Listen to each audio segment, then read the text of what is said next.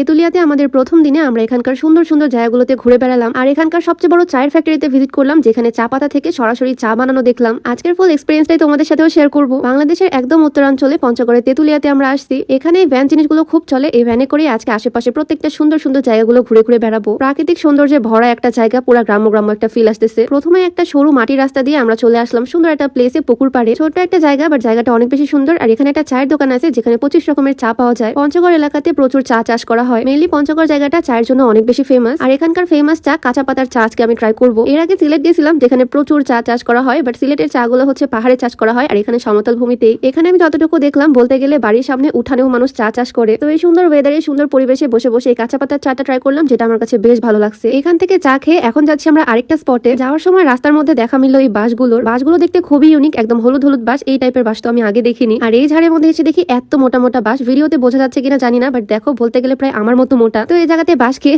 মোটা মোটা বাঁশগুলো দেখে তারপরে এখন আমরা আবার রওনা দিলাম আরেকটা জায়গায় যাবো। এটাও আরেকটা ছোট্ট একটা স্পট যেখানে কয়েকটা দোকান আছে। এটা নদীর ধারের একটা এলাকা। নদীটা প্রায় শুকিয়ে গেছে। এই নদীর ওই পাশে যে এলাকাটা দেখতেছো ওইটাই হচ্ছে ইন্ডিয়া। মানে এটা একদম বড় এলাকা। বিকালে বা সন্ধ্যার দিকে এই জায়গাতে টাইম স্পেন্ড করতে ভীষণ ভালো লাগবে। এই জায়গাতে একটু ঘুরে আমরা আবার রওনা দিলাম। আর রাস্তার মধ্যে দেখা হয়ে গেল আমার একটা কিউট ফ্যানের সাথে। দূর থেকে আমাদের দেখে সে অনেক জোরে জোরে সাইকেল চালিয়ে আমাদের ভ্যানের কাছে আসতে রাখা হয়েছে এখানে। আর এখন আমি যাচ্ছি ভিতরের দিকে মেইন ফ্যাক্টরিতে। আমরা সকাল সকালে আসছি আর অলরেডি অনেক মানুষজন এই ফ্যাক্টরিতে কাজ করতেছে। ফিরে দিয়ে সরাসরি চলে আসলাম উপরে। এখানে চা পাতাগুলো বানানো হচ্ছে। এখান থেকে সবুজ সবুজ চা পাতাগুলো নিচে দিয়ে দেওয়া হচ্ছে। নিচ থেকে সবাই বড় বড় ডালি ভর্তি করে এনে এখানে দিচ্ছে আর এখান থেকে কয়েকজন মানুষ এগুলোকে নিচে দিয়ে দিচ্ছে। নিচে কয়েকটা ধাপে কয়েকটা মেশিনের মাধ্যমে আস্তে আস্তে তৈরি হচ্ছে চা পাতা। এই বিশাল বড় মেশিন থেকে আস্তে আস্তে একের পর এক বিভিন্ন রকমের মেশিনে করে করে যাচ্ছে এই জিনিসগুলো। এত বড় জায়গায় লম্বা ভাবে প্রসেসটা হচ্ছে। আমি তো উকি মেরে মেরে দেখতেছি উপরে মেশিনে আসলে হচ্ছেটা কি। আর একদম লাস্ট এজে এই জায়গাতে এই চা পাতাগুলো চলে যাচ্ছে ভিতরে একটা বিশাল বড় রুমে। এই রুমে একটু ভিজিট করবো, দেখবো ভিতরে অবস্থাটা কি। এখানে মেইনলি চা পাতাগুলোকে বস্তায় ভরা হচ্ছে আর তারপর এগুলোকে এক্সপোর্ট করা হবে বিদেশে। বড় বড় মোটা মোটা দানার চা পাতাও এখানে তৈরি হচ্ছে, আবার ছোট ছোট চা পাতাও তৈরি হচ্ছে যেগুলো টি ব্যাগের ভিতরে থাকে। কৌতূহল বশত বস্তার মধ্যে থেকে অল্প একটু চা পাতা আমি নিয়ে আসলাম দেখার জন্য বাসায় যেগুলো আমরা খাই এটা ঠিক সেই রকম কিনা। এই যে আমার হাতের মধ্যে গরম গরম চা পাতা, একদম অথেন্টিক। তাই ভাবলাম এখান থেকে আমরা বাসার জন্য কিছু নিয়ে যাই। বাসায় যেহেতু সবসময় চা জিনিসটা খাওয়াই হয়, ফ্যাক্টরি থেকে একদম ডিরেক্ট নিয়ে গেলে তো ভালোই হয়। তো এখান থেকে বেশ কিছু চা পাতাও আমরা নিলাম। বাহিরে জাস্ট দেখো, চারিপাশে যেদিকেই তাকাই সেদিকেই সবুজ সবুজ চা পাতা দিয়ে ভরা। এই জায়গাতে ঘুরতে এসে আজকে ভীষণ ভালো লাগলো। নিজ চোখে দেখলাম চা পাতা কিভাবে বানানো হয়। আগে এই সম্পর্কে নলেজ ছিল না আমার। যাই হোক, ভিডিওটা তোমাদের কাছে কেমন লাগলো অবশ্যই কমেন্টে জানিও। দেখা হয়ে যাবে নতুন কোনো ভিডিওতে। সবাই ভালো থাকো, সুস্থ থাকো। আল্লাহ হাফিজ।